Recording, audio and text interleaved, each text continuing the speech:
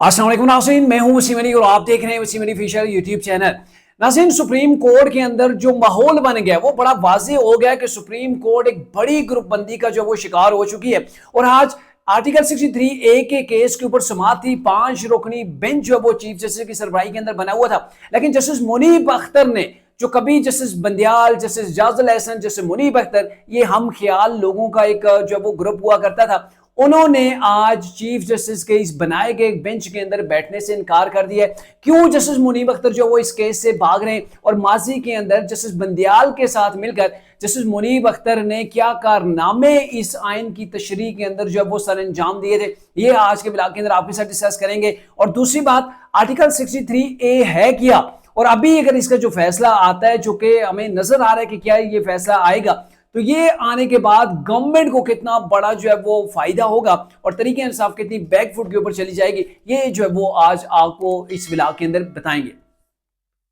नाज़रीन, मामला ये है कि आर्टिकल 63A का जो केस है, इसके ऊपर बात करने के लिए थोड़ा सा मैं आपको बैकग्राउंड इसके अंदर लेके जाऊंगा। मामला यह है कि जब इमरान खान साहब के अदम एतमाद का मामला था, उनके खिलाफ जो वो अदम एतमाद लाई जानी थी, उस वक्त इमरान खान साहब ने सदर आरिफ अलवी को एक समरी भेजी थी कि आप सुप्रीम कोर्ट के अंदर से ये जो है वो एक रेफरेंस मूव करें, आर्टिकल 63A की तशरीह तलब करें। उस वक्त चीफ जस्टिस उमर अता बंदियाल हुआ करते थे। उन्होंने 5 रुकनी लार्जर बेंच बनाया और उस बेंच के अंदर आर्टिकल 63A की तशरीह की गई। आइन के अंदर जो आर्टिकल 63A की जो तशरीह थी, उसके तहत यह था कि कोई भी अगर रुकने असम्बली है, वो अपनी पार्टी की दी गई डायरेक्शन या फिर पार्टी की जो पॉलिसी है उसके खिलाफ अगर वोट कास्ट करता है, तो उसका वोट काउंट हो जाएगा, वो गिनती हो जाएगा। लेकिन उसको ये होगा कि उसको अपनी निश्चित से फिर हाथ धोना पड़ेगा और उसको नाअहल करार दिया जाएगा। लेकिन जस्ट उमर अता बंदियाल के दौर के अंदर जब ये केस लगा, 5 रुकनी बेंच ने ये केस सुना, जिसके अंदर justice Umar Ata Bandial, justice Munib Akhtar, justice Jazul Ehsan, ये तीनों थे जिन्होंने आइन की गोया एक नई तशरीह करके रख दी। वो ये थी कि अब कोई भी अगर पार्लियामेंटेरियन है, कोई भी रुकने असेंबली है, वो अगर अपनी पार्टी की डायरेक्शन के खिलाफ वोट देता है, तो फिर ये होगा कि उसका वोट काउंट नहीं होगा, उसको डी सीट बी कर दिया जाएगा। यानी कि उसने जो इंप्लीमेंट किया है, गोया जो इकदाम उठाया, वो इकदाम काउंट भी नहीं होगा और उसको उसकी सजा भी दी जाएगी।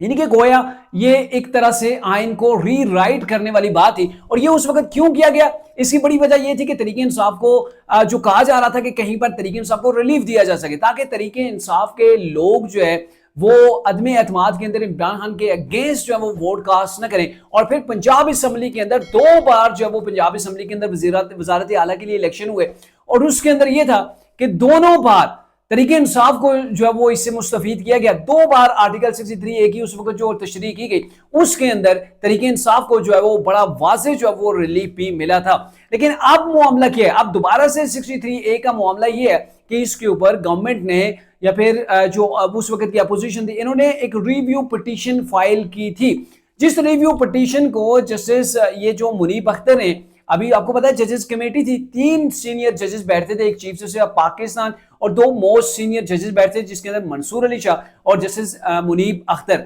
अब यह है कि जस्टिस मुनीब अख्तर को चीफ जस्टिस काजी फायज ईसा ने जजेस कमेटी से निकाल दिया था, जो तयन करते थे कि अब जो है वो कौन से केस को हमने सुनना है और कौन सा जो केस होगा उसके ऊपर कौन सा बेंच जो है वो बनाया जाएगा। जब जस्टिस मुनीब अख्तर को निकाला गया, तो जस्टिस जो मंसूर अली शाह, उन्होंने भी उस कमेटी के अंदर बैठने से इनकार कर दिया और लेटर लिख दिया चीफ जस्टिस पाकिस्तान को कि आपने जस्टिस मुनीब अख्तर को क्यों निकाला, जिसके ऊपर चीफ जस्टिस ने एक लंबी जो वो खत का जवाब दिया, जिसके अंदर 11 नुकात जो है वो थे, और 11 नुकात के अंदर थे कि जो है वो जस्टिस मुनीब अख्तर, उनका बिहेवियर अच्छा नहीं है, वो केसेस को लटका देते हैं, वो स्टे ऑर्डर जो है वो इनके ऊपर जारी कर देते हैं, आईनी मामलात को लटका देते हैं, साथ ही जजेस को इनसे बहुत सी जो वो शिकायत हैं, और ये मामला उन्होंने चीफ जस्टिस ने जो है वो सबके सामने रखा था। अब ये था कि उसके बाद काजी फायज ईसा साहब ने 2 बेंच तश्कील दिए। एक बेंच आर्टिकल 63A की जो है वो इस केस की समाअत जिसने करनी थी 30 सितंबर से, और आज पहला दिन था, और आज भी जब 4 जजेस वहां पे मौजूद थे, जस्टिस मुनीब अख्तर भी सुप्रीम कोर्ट के अंदर मौजूद थे, लेकिन वो इस बेंच का हिस्सा नहीं बने। उन्होंने चीफ जस्टिस काजी फायज ईसा को एक लेटर लिखा और लेटर के अंदर ये कहा कि मैं इस बेंच का हिस्सा नहीं बन सकता, लेकिन मेरा जो खत है इसको इस फैसले के साथ जो है वो अटैच कर दिया जाए।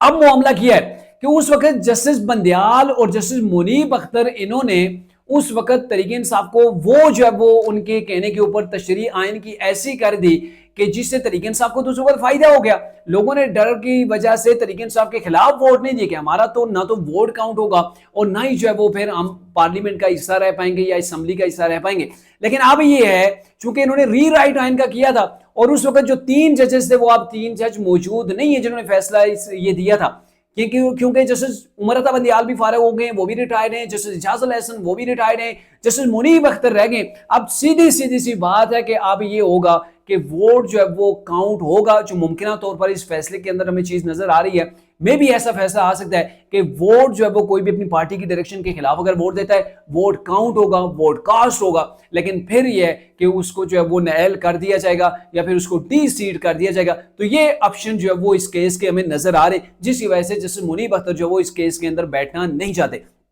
दूसरी बात यह है कि आपको पता है कि वाज़े तौर पर डिवीजन पाया जाता है, जैसे मंसूर अली शाह, जैसे मुनीब अख्तर, और ये भी कहा जाता है कि जैसे अता उमर दूसरे जो है, सॉरी मेरे ज़हन से भी उनका नाम निकल गया,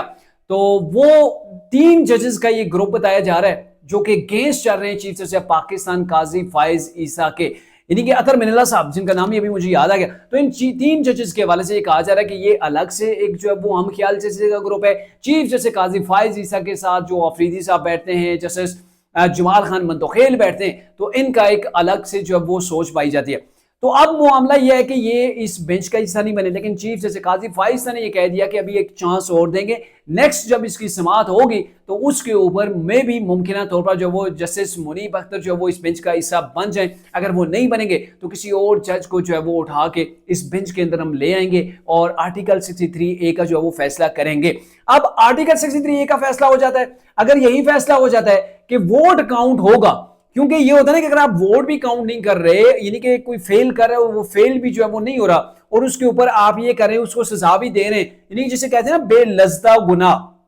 आपने गुनाह किया भी नहीं हो और आपको सजा भी मिल जाए, आपका वोट भी काउंट ना हो और आपको डी सीट कर दिया जाए, आपको नाअहल कर दिया जाए, आपको सजा मिल जाए, आपको पार्टी से निकाल दिया जाए, तो ऐसी चीजें शायद में भी खत्म हो जाए और वोट जो वो काउंट हो जाए। अगर वोट काउंट हो जाता है तो फिर ये है कि तरीके इंसाफ के जो लोग हैं वो आईनी तरमीम के अंदर गवर्नमेंट का साथ दे सकते हैं, हुकूमत को जो है वो वोट दे सकते हैं। वैसे वो अपोजिशन के अंदर बैठे हुए हैं और अपोजिशन का भी रोल क्या है, तरीके इंसाफ उनको सड़कों के ऊपर नचवा रही है, तरीके इंसाफ उनको धरनों जलसों जुलूसों की जीनत बना रही है, यानी कि वो लोग आराम से पार्लियामेंट के अंदर बैठने के काबिल नहीं रहे, क्योंकि तरीके इंसाफ उनको टारगेट देती है, आपने इतने हजार बंदे जमा करने, वो बंदे जमा करने के पीछे लगे हुए हैं। तो इससे बेहतर है कि वो अपना फ्यूचर जो है वो सिक्योर करें, अभी गवर्नमेंट के हक के अंदर वोट दें, नेक्स्ट जो वो गवर्नमेंट की किसी पार्टी का हिस्सा बन के उनको टिकट भी दिया जाएगा और मे भी उनको जो भी उनके साथ डील होगी, मरात होंगी, वो भी जो है वो एंजॉय कर सकते हैं। तो कहने का मतलब ये है कि इसका फैसला भी जल्द आ जाएगा और जब फैसला होगा तो मुझे यूं लग रहा है कि तरीके इंसाफ को अच्छा खासा इसके अंदर धचका